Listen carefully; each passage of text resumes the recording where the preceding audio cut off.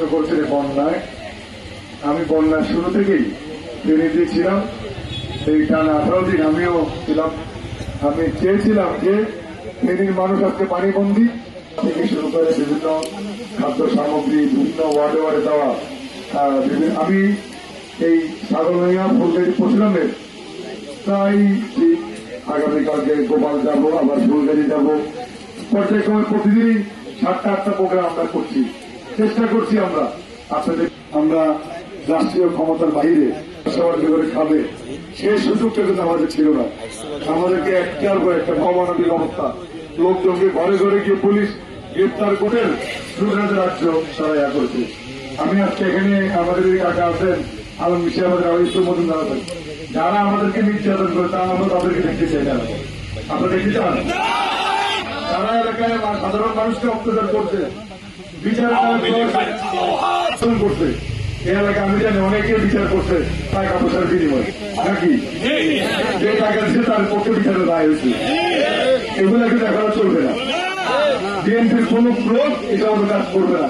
যদি করে আপনারা আমাকে জানাবেন, আমরা কাজ করি তার বিরুদ্ধে আমরা শাস্তির ব্যবস্থা গ্রহণ করবো। আমাদের বিচার করা দরকার নেই, বিচার করবে আইন আদালত।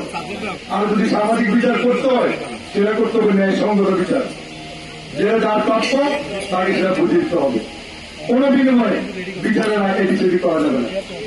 আওয়ামী যে অন্যায় অত্যাচার করছে, যে লুটপাট করছে, মানুষকে ঘর থেকে ধরে নিয়ে থানায় দিয়েছে, আমরা সেই কাজ করতে চাই না। কিন্তু যারা অত্যাচারী ছিল, মানুষকে নির্যাতন করেছে, এদেরকে আমরা দেখতে চাই না। যারা বিনা ভোটের মেম্বার চেয়ারম্যান ছিল, এদেরকে এলাকার মানুষ মারে না।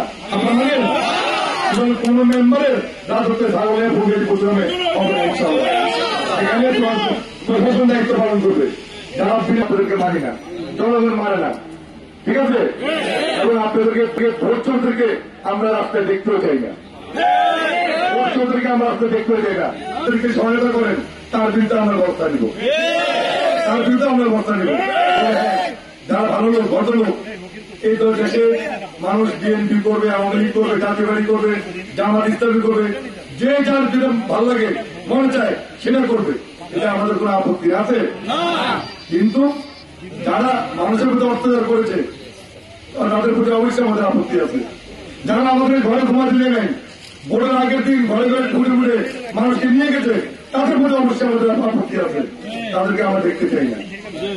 বিনা ভোট টাকা দিয়ে চুরি করে এমপি হয়েছেন, কেউ আপনারা মেয়র হয়েছেন, কেউ কমিশনার হয়েছেন, মেম্বার চেয়ারম্যান হয়েছেন, আমরা আপনাদেরকে দেখতে চাই না। আমি মনে করি সে একটা ভুয়া প্রধানমন্ত্রী ছিলেন, সে তো জেনুইন ভোটের প্রধানমন্ত্রী অন্যায় ভোটে প্রধানমন্ত্রী ছিলেন, তারপর সে বাংলাদেশের প্রধানমন্ত্রী ছিলেন। এরকম একজন ওকে ওকে ওকে ভাই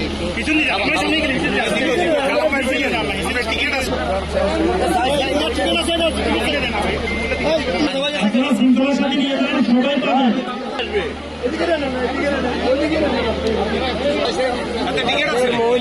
আছে আছে না